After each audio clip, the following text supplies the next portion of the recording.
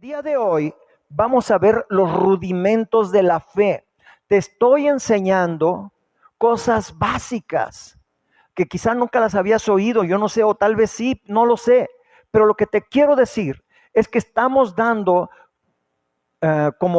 estamos poniendo bases firmes para que no venga alguien a tocar a tu puerta y decir, oiga, le traemos el atalaya, le traemos quién sabe qué, y te empiece a enredar con cosas.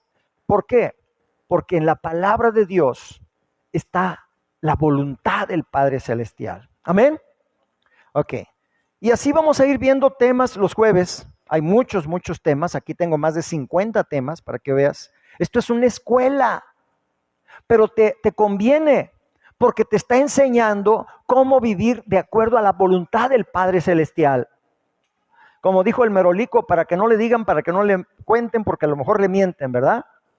Para que no te vengan a engañar con cosas raras. Y es importante en este tiempo que tú mantengas tu fe, pero la fe viene ¿por qué? Por el oír. Y el oír por la palabra de Dios. Entonces tú necesitas oír la palabra de Dios, porque eso te va a aumentar tu fe. Cuando tú tienes un espíritu que se fortalece con el poder de la palabra de Dios, aunque venga una prueba, tú vas a resistir. La creciente, la tormenta va a venir contra ti, va a pegar, pero a ti no te va a pasar nada, no te vas a zarandear, vas a estar firme en la roca. Amén.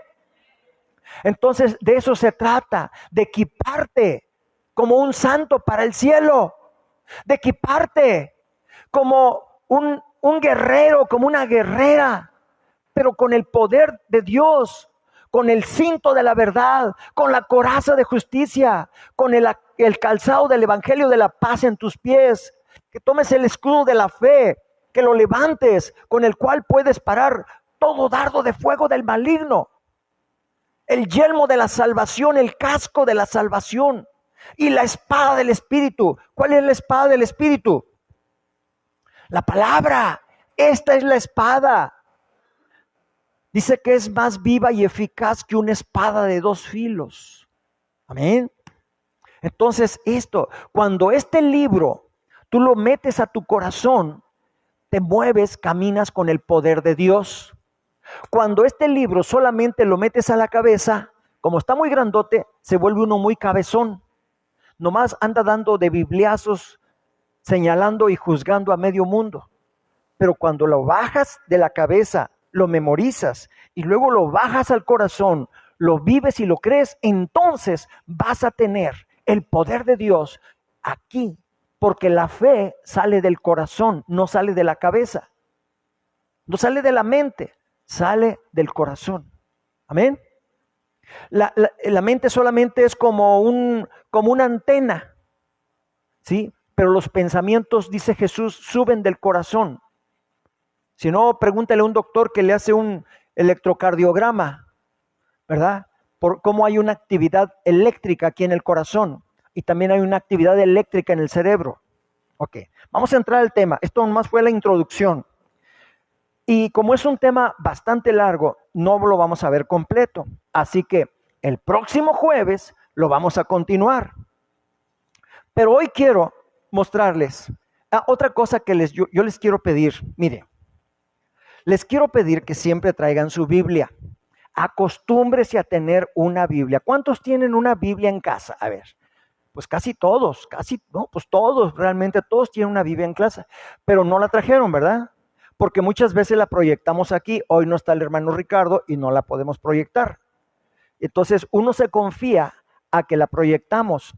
Pero le quiero decir algo, estamos viviendo tiempos tan conflictivos que no se extrañe si un día de estos se acaba el internet y ya no hay internet, o viene cualquier situación.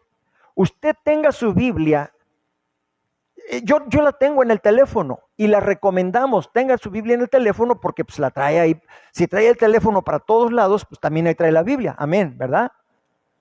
Pero, ¿sabe qué? A este libro no se le acaba la pila como al teléfono. Este libro no necesita de Wi-Fi.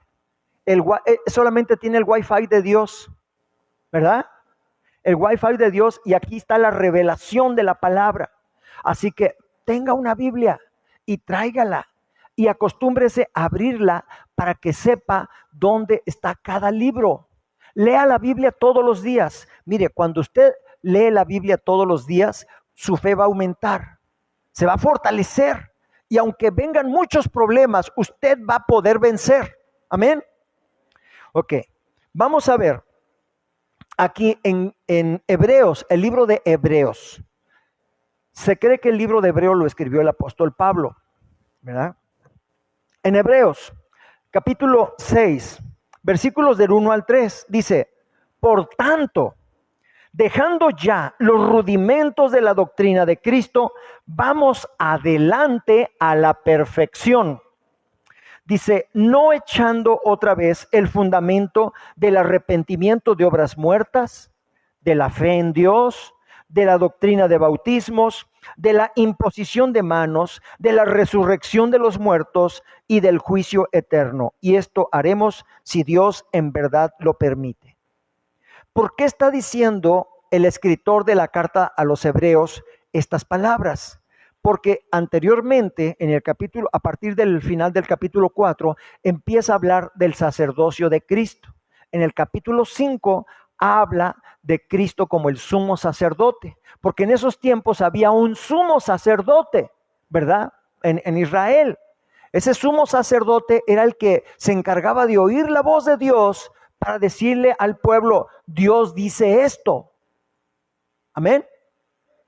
Pero ahora, en el Nuevo Testamento, cuando Jesús fue a la cruz del Calvario y cuando el centurión tomó la lanza y lo atravesó y llegó la lanza hasta el corazón, del corazón salió agua y sangre.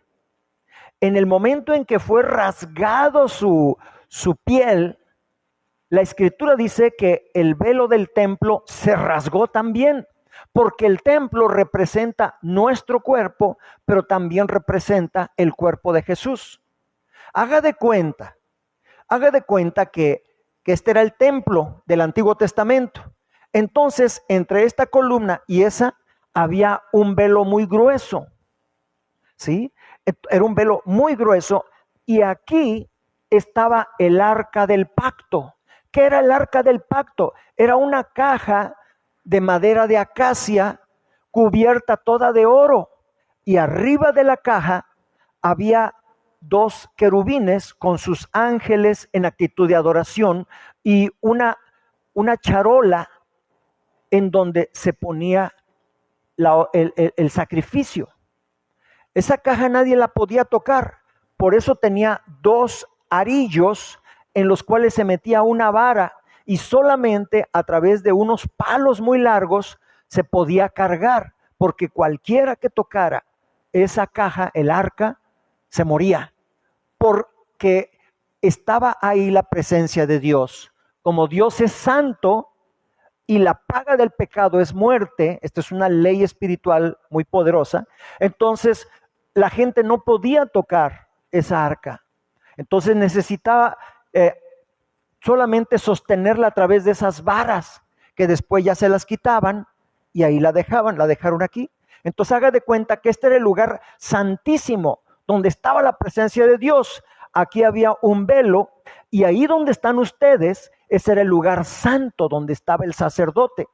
¿Qué había en el lugar santo? Estaba la menorá, que es un candelero de 7 brazos con 7 velas encendidas. Estaba el pan, la mesa, todo era de oro. La mesa, todo era de oro, y estaban ahí los panes de la proposición, ¿verdad?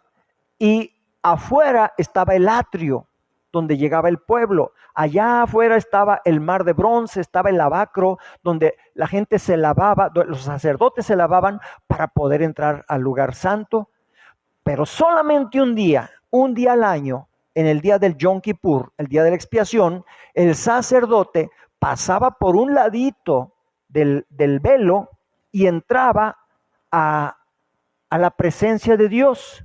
Dios le hablaba y entonces ya salía y les decía al pueblo, así dice el Señor, y ya les decía todo el mensaje de Dios. Ahora, nadie podía entrar en cualquier momento a ese lugar santísimo porque si no morían.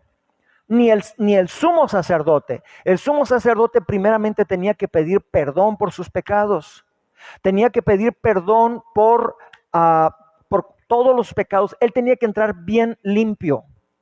Y si no estaba bien limpio, entonces moría aquí en la presencia de Dios. Y como nadie podía sacarlo, lo tenían que amarrar de un tobillo para poderlo jalar en caso de que muriera. Por esa razón, aquí andaba el sacerdote buscando la presencia de Dios, más bien oír la voz de Dios. Dios se le revelaba y entonces ya podía salir. Y de esto habla la carta a los Hebreos en el capítulo 5. Pero ahora le quiero decir que ese sacerdote, nuestro sumo sacerdote se llama Jesucristo, Yeshua, ¿verdad? Él es el sumo sacerdote que está a la diestra del Padre intercediendo por nosotros. Amén. Pero Apocalipsis capítulo 1, versículos 5 y 6 dice que por la sangre de Cristo nosotros, usted y yo y todos los creyentes somos ¿qué?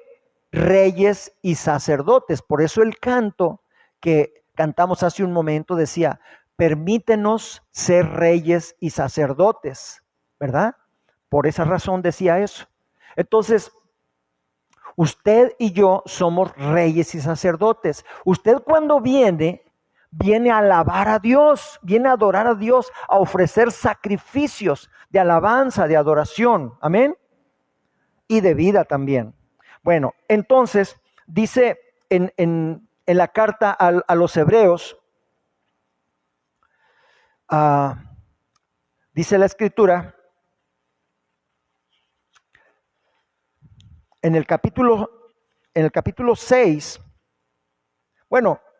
en el capítulo 5, voy a leer en el 5 del versículo 11 en adelante, dice, acerca de esto tenemos mucho que decir y difícil de explicar, por cuanto os habéis hecho tardos para oír. El apóstol está diciendo a los hebreos, ustedes se hicieron tardos para oír, debiendo ya ser maestros de la palabra, todavía son como niños que hay que darles lechita.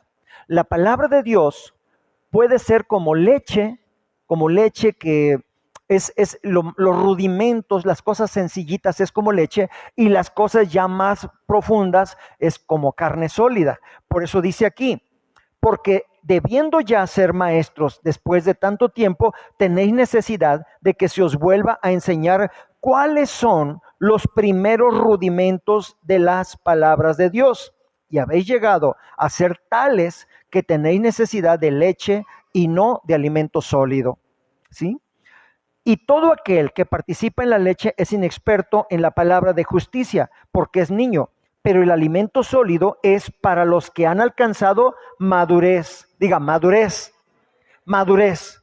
Dios quiere que seamos maduros, cristianos maduros, no niños espirituales.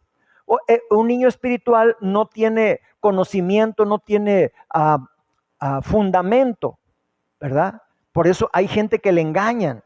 Por eso usamos la Biblia y por eso le digo, tráigase su Biblia. Ahora, si usted dice, es que yo tengo una Biblia católica, tráigase la Biblia católica, apréndala. Amén. Dígalo con confianza. El asunto es que obedezcamos la palabra de Dios. Ese es el asunto. Bueno, entonces en el capítulo 6 dice, por tanto, dejando ya los rudimentos de la doctrina de Cristo, vamos adelante a la perfección, no echando otra vez el fundamento del arrepentimiento de obras muertas, de la fe en Dios, de la doctrina de bautismos, de la imposición de manos y de la resurrección de los muertos y del juicio eterno. Y esto haremos si Dios en verdad lo permite. O sea, estos son los rudimentos de la fe. ¿Cuáles son? Punto número 1, diga, arrepentimiento de obras muertas. Ese es uno. La fe en Dios. La doctrina de bautismos. La imposición de manos. La resurrección de los muertos. El juicio eterno. Esos son los rudimentos de la fe, ¿sí? Lo elemental, lo básico. Ahora, está también otro rudimento que no está dentro de estos que están aquí escritos, pero que lo enseñó el Señor Jesús, y es la Santa Cena. La Santa Cena es bien importante y a eso le vamos a dedicar también un estudio. Pero ahorita vamos a ver una parte de estos rudimentos. Amén. Por eso es importante que traiga cuaderno, lápiz para que anote. Y si no, conéctese a través de Facebook. Estoy como Pastor Hugo Rangel. Y ahí va a ver todas las predicaciones y los discipulados de los jueves. Ahí lo va a ver para que pueda aprender. Amén. Y ahí tome nota. Entonces, dice, dejando los rudimentos de Cristo, vamos a la perfección. Debemos crecer, soportar la persecución. A veces vamos a tener persecución. Ya te volviste cristiano y eres un aleluya. Uy, no, pues ya eres muy persinado, y te empiezan a decir un montón de cosas, ¿verdad? Yo íbamos, mi esposa y yo, la pastora y yo, a Ocotlán, y allá les dicen, eres un bañado. ¿Por qué? Porque nos bautizamos, ¿verdad? Y entonces dicen, son bañados. Bueno, sí, nos bañamos en la sangre de Cristo, efectivamente. Somos limpiados por la sangre de Cristo. Y si usted quiere un postercito de estos, mire, la sangre de Cristo, ¿verdad? Cubre este hogar, al final usted lo va a tener, ¿verdad? Son gratuitos. Esto, si no se lo he dado todavía, se lo puede llevar. Amén. Gloria a Dios. Ok. Entonces, el arrepentimiento de obras muertas. ¿Cuáles son las obras muertas? Las obras muertas es todo aquello que hacemos nomás por pura vanidad, que no vale nada, nada más para sentirnos bien, nomás por ego, ¿sí? Porque somos ególatras. Ay, no, es que yo así me veo. Acá yo soy Juan Camaney. Esa es pura vanidad. Eso no lo ve bien Dios, ¿sí? Dios rechaza al orgulloso y dice que se acerca al humilde de corazón. Amén. Entonces, ¿qué es arrepentimiento de obras muertas? Primeramente, arrepentimiento en griego viene de la palabra metanoia, que quiere decir cambio. Arrepentimiento es cambiar de vida, ¿sí? Por ejemplo, vamos a decir, había un X persona que era tranza, ¿verdad? O como Juan Colorado, borracho, parrandero y jugador. Pero un día recibió a Cristo en su corazón. No fue cambiar de religión, fue cambiar de vida.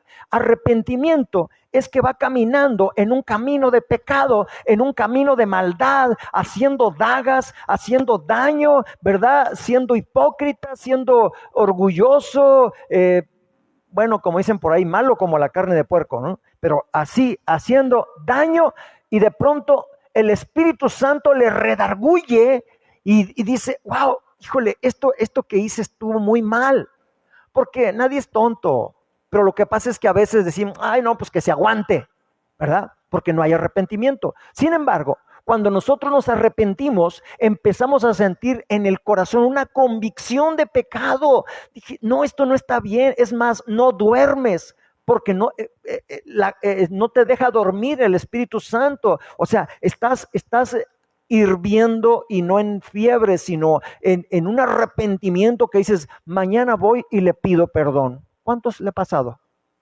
Nomás al pastor, ¿verdad? A usted también. A todos nos ha pasado, ¿verdad?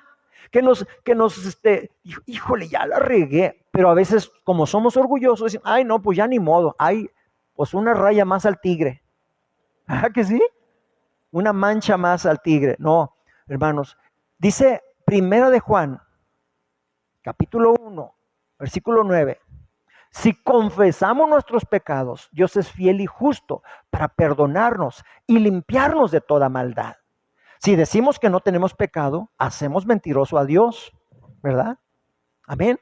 Entonces, ¿qué tenemos que hacer? Cuando yo recibo a Cristo en mi corazón, dos cosas. Una, creer en Jesús, creer en Dios, que Jesús es Dios, que Jesús es el Hijo de Dios y que Él puede venir a vivir en mi vida.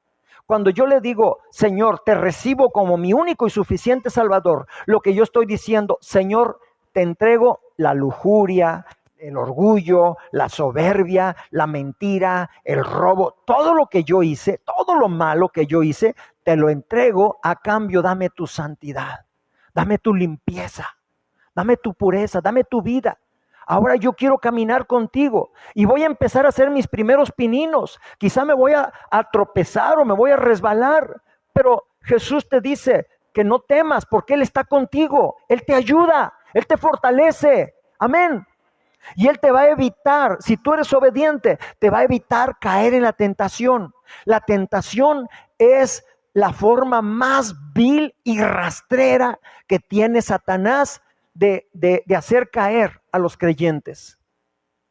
El diablo puede usar el ataque, puede usar la mentira, puede usar la persecución, pero la forma más vil es la tentación. Ay, lo que me gusta, eso sí, ahí sí voy, ¡pum! Y cae redondito, ¿sí? Entonces, debemos de ser cautelosos. Dice la Escritura, sed sobrios y velad, porque vuestro adversario el diablo anda como león rugiente buscando a quien devorar. Pero también dice, someteos a Dios, resistid al diablo y él huirá de vosotros. Cuando el diablo vea que está perdiendo el tiempo contigo, se va a tener que ir, porque tú no caes. Es decir, mejor vamos con otro que se caiga más fácil, pero solamente Dios te puede fortalecer. Amén. Entonces, arrepentimiento viene del griego metanoia, que es cambiar de mentalidad del corazón, cambiar las acciones. Después de comprender cuál es nuestra posición delante de Dios, cuando una persona está arrepentida, cambia su manera de pensar, ya no es igual. Arrepentimiento de horas muertas. El arrepentimiento incluye cambio de mente. La mentalidad cambia, ¿sí? Cuando reconoce que estaba equivocado delante de Dios, da un giro de 180 grados y cambia. Iba directo a un desfiladero, pero ya se arrepintió y cambió esa dirección. Cambia el corazón, recibe la convicción acerca del pecado y decide no continuar su antigua manera de vivir. Empieza a dar frutos, ¿sí? En la condición de arrepentimiento. Por ejemplo, si era blasfemo o si era borracho, decide ya no serlo más. Cuando yo viví en la Ciudad de México, yo era muy mal hablado. Usted no, yo sé que usted habla puras palabras santas, pero yo hablaba puras groserías. No es que fuera tanto, pero para mí era lo más normal. Y cuando recibí a Cristo en mi corazón, lo primero que me cambió Dios fue la manera de hablar. Tuve temor de hablar groserías. Y es un temor reverente. No es un miedo como el miedo que le tienes al asaltante o a la enfermedad o a la muerte. Es un temor reverente. Decir, Señor, con esta boca que te estoy alabando y que te estoy adorando, yo no voy a ensuciarla con malas palabras. Ni siquiera para insultar a otra persona. Porque esa otra persona, aunque sea un borrachito de la calle, aunque sea un vagabundo, está hecho a imagen y semejanza de Dios. Entonces, con la misma boca, dice el apóstol Santiago, que bendigo a Dios, yo no puedo maldecir a los hombres, porque de una fuente o sale agua dulce o sale agua amarga. No pueden salir las dos aguas, ¿verdad? Amén. Ok. ¿Cuál es la diferencia entre arrepentimiento y remordimiento? El remordimiento es la aceptación mental de nuestro pecado o condición y las consecuencias. Y existe un temor por esas consecuencias. Una persona que tiene remordimiento sigue haciendo lo mismo, pero no se arrepiente, no cambia. No cambia, ¿sí? Vamos a suponer alguien que se droga o que consume alcohol o que hace algo malo y lo sigue haciendo, sabe que está mal, se siente muy mal, ¿verdad? Siente vergüenza, siente pena, lo que sea, pero dice, no, pero es que no lo puedo dejar, no lo puedo dejar de hacer, ¿sí? Entonces sigue en ese camino. Y el que se arrepiente verdaderamente dice, no, hasta aquí, punto.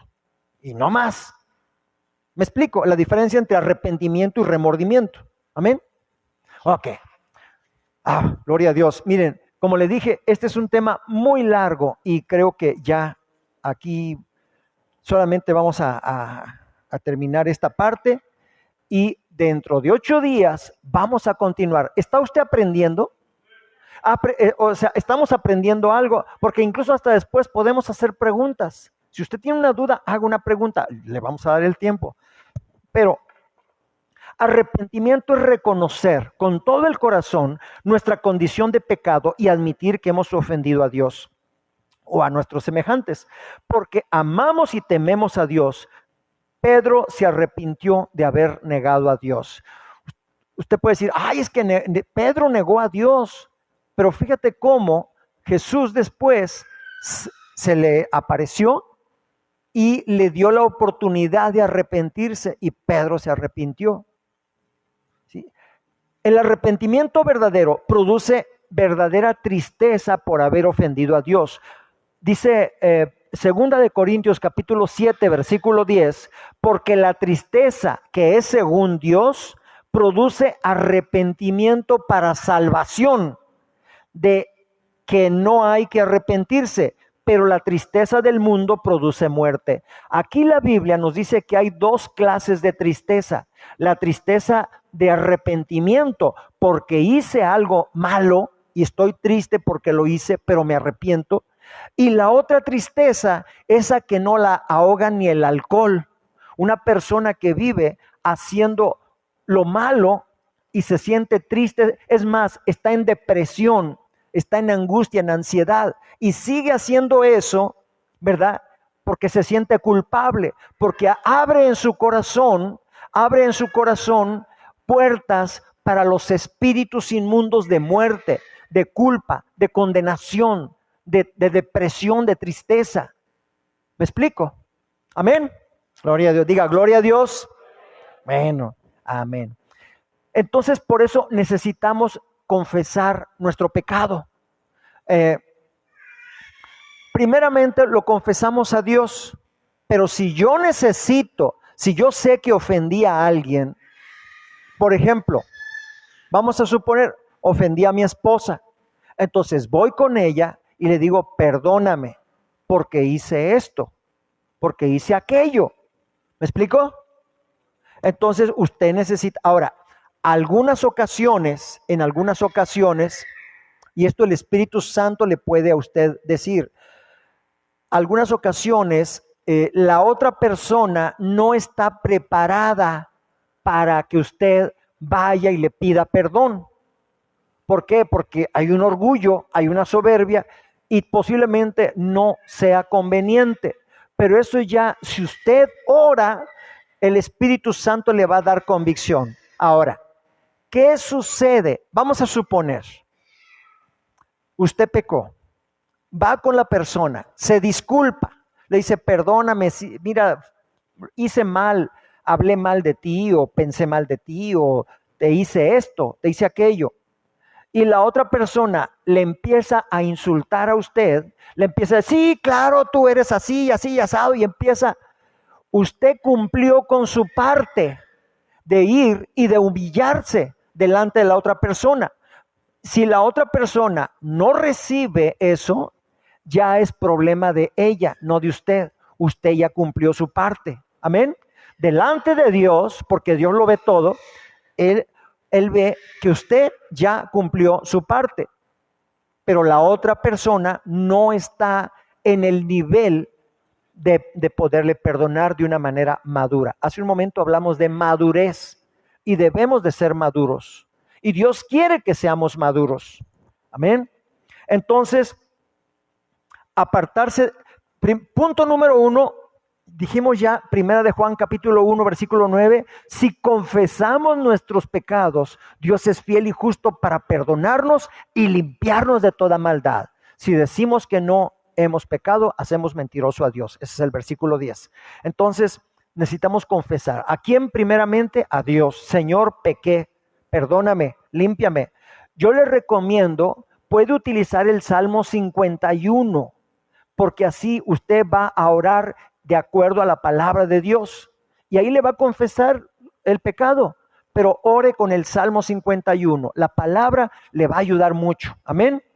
Y entonces, una vez que ya confiesa su pecado, después tiene que apartarse de ese pecado, o sea, no volverlo a hacer. Amén. Dice Proverbios capítulo 28, versículo 13, el que encubre sus pecados no prosperará, mas el que los confiesa y se aparta alcanzará misericordia. Mucha gente no prospera porque, mire, se queda calladito, no dijo nada, dice para que no se enteren, pero resulta que está trabajando y no le rinde el dinero.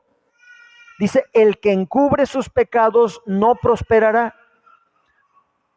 Cuando nosotros confesamos nuestras faltas, Dios nos perdona, y al perdonarnos, cancelamos todo derecho legal que el diablo tenga para atacarnos a nosotros. Y entonces usted empieza a prosperar.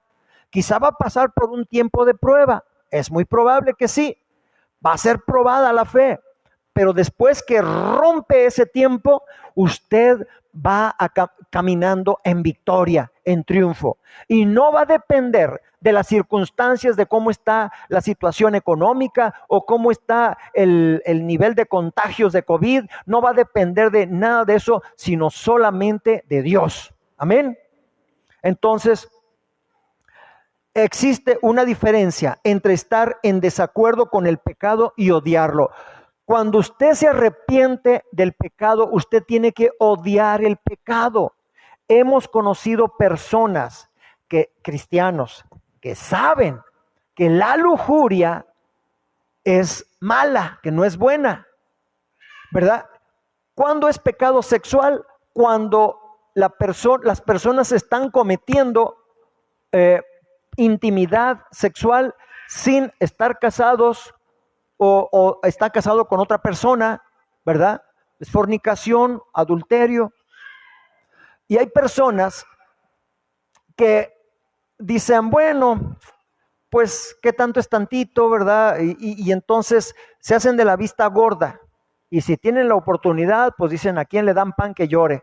¿Verdad? Ya me arrepentiré. Dicen, mejor es pedir perdón que pedir permiso. Entonces, no odian el pecado. Usted tiene que amar lo que Dios ama, pero tiene que odiar el pecado. Si no odia, si no tiene esa aversión al pecado, ¿sabe qué? Va a ser muy fácil que el pecado empiece como la serpiente con Eva, ¿verdad? A meterse sutilmente, a moverse, y pues a lo mejor una película, a lo mejor un video, a lo mejor empieza con imágenes, con pensamientos, con ideas, luego con sueños y luego con palabras, hasta que finalmente cae en pecado. Por esa razón tenemos que ser reactivos al pecado, ¿sí? ¿Cómo está permitida las relaciones sexuales dentro del matrimonio? Hombre, mujer, casados, ¿verdad? No hombre con hombre, no mujer con mujer, sino hombre, mujer, casados, delante de las autoridades, delante de Dios. Así está permitido, así están permitidas las relaciones sexuales. Esto es por poner un ejemplo nada más. Amén. Estamos muy calladitos, muy serios, pero yo espero que esté aprendiendo, porque así lo dice la palabra de Dios. Amén, gloria a Dios. Otra cosa, entonces, es confesar el pecado, es apartarse del pecado, ok, ya no más, ¿sí? Yo iba a esos lugares, pero ya no voy. ¿Por qué? Porque dice por ahí un dicho que tanto va el cántaro al agua hasta que se rompe. Entonces mejor no voy. Si siento que ahí voy a caer en pecado, ¿para qué le busco? ¿O no? ¿Usted qué piensa? ¿Verdad? ¿Para qué me voy a acercar al fuego si sé que fácilmente ardo? Mejor no voy. Y mejor me encomiendo a Dios, le digo, Señor, ayúdame, te necesito, quítame esta iniquidad que yo traigo. Tal vez mis padres pecaron, mis abuelos, tal vez eran así lujuriosos, o eran mentirosos, o yo no sé, pero entonces eso le ayuda mucho. Y otra cosa es la restitución. Ok, usted hizo el daño, restituya, restituya. Cuando hay un verdadero arrepentimiento, hay un deseo de restituir las cosas que tomamos o nos quedamos de una manera ilegal. Lucas, capítulo 19, versículo 8. Habla de Zaqueo. Zaqueo era un hombre bajito, chaparrito, pero tranza como él solo, ¿verdad? Que un día Jesús iba pasando por cerca de su casa, y como estaba tan bajito y la gente estaba más alta, se subió a un árbol y desde el árbol vio a Jesús, y Jesús lo vio, y entonces dice que Jesús le dijo: Zaqueo, bájate del árbol porque yo voy a tu casa. Entonces Jesús fue a casa de Zaqueo, y ya estando ahí, Zaqueo conoció de la palabra, se arrepintió, y él dijo: entonces Zaqueo, puesto en pie, dijo al Señor: he aquí, Señor, la mitad de mis bienes doy a los pobres, y si en algo he defraudado a alguno, se lo devuelvo cuadruplicado, o sea, con intereses. ¿Sí? Él era muy rico, pero porque había transado a todo el pueblo. Entonces dijo: bueno, yo voy a dar la mitad para los pobres, y si alguien por ahí lo defraudé, venga conmigo, le voy a dar cuadruplicado. Fíjense, eso es restituir. Nos quedamos callados, ¿verdad? Porque como que no cualquiera lo hace. Pero bueno, ya con esto termino. Entonces, la restitución, ¿sí? Obra muerta es todo aquello que hacemos sin que nos lo haya mandado hacer Dios. Obra muerta es todo aquello que hacemos sin que nos lo haya mandado hacer Dios. Lo hicimos por nuestras polainas, lo hicimos por nuestro puro gusto nada más, pero son obras muertas. Hacer buenas obras no garantiza que haya salvación. También hay cosas correctas que hacemos para la obra de Dios sin la motivación correcta. Yo puedo estar predicando nomás por puro orgullo, y eso sería ya una obra muerta, aún el estar aquí parado. ¿Me explico? Entonces, seamos sensibles. Por eso es importante que oremos. Aquí vamos a parar esta clase, porque es un tema muy largo. Muy largo porque hay otros temas, como es la fe en Dios, ¿verdad? El juicio eterno, la resurrección de los muertos. Todo eso le gustaría conocer, le gustaría saber. Amén. Bueno, pues aquí lo vamos a dejar. Levante sus manos, yo quiero orar. La Escritura dice que uno de los rudimentos de la fe es el arrepentimiento de obras muertas. ¿De qué nos arrepentimos el día de hoy? ¿De qué nos arrepentimos? ¿Hicimos algo que ofendió a nuestros padres, a nuestro cónyuge, a nuestros hijos, a nuestra familia, compañeros de trabajo? Yo no sé, pero a alguien ofendimos. Incluso nos ofendimos a nosotros mismos. Qué estúpido soy, qué idiota, y cosas por el estilo, ¿verdad? Entonces, este es el momento de decirle: Señor, perdóname, límpiame de toda maldad, lávame de todo pecado. Crea en mí, Señor, un corazón limpio, renueva un espíritu recto dentro de mí. Señor Jesús, perdóname. Pídale perdón por sus pecados. Pídale perdón.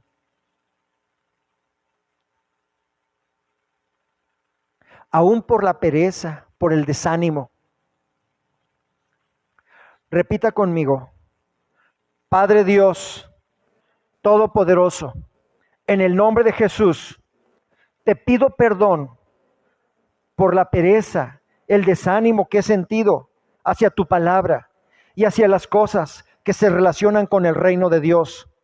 Clamo a ti, diga: clamo a ti con verdadero arrepentimiento, porque no he vivido de acuerdo a tu voluntad, y sé que estoy en peligro de resbalar o tropezar en una oscuridad espiritual que traería muerte a mi vida. Señor, ayúdame a arrepentirme de mis pecados. Perdóname por no orar. Perdóname por no leer tu palabra. Perdóname por no buscar tu presencia. Perdona mi frialdad en la iglesia, en el tiempo de la alabanza y la adoración. Perdona mi escepticismo e incredulidad. Perdona que busque mi comodidad antes que buscar tu rostro. Señor, hazme un adorador en espíritu y en verdad. Hazme vibrar con tu palabra. Hazme estremecer con tu Santo Espíritu. Hazme sentir tu presencia. Pido que tu Espíritu Santo me revele toda la maldad con la que he vivido toda mi vida, que me arrepienta completamente y renuncie a ella. Que todo letargo, pesadez y tardanza sean quitados de mi vida en el nombre de Jesús, y que venga un aceleramiento del reino a mi corazón para que se cumpla tu palabra en mi vida.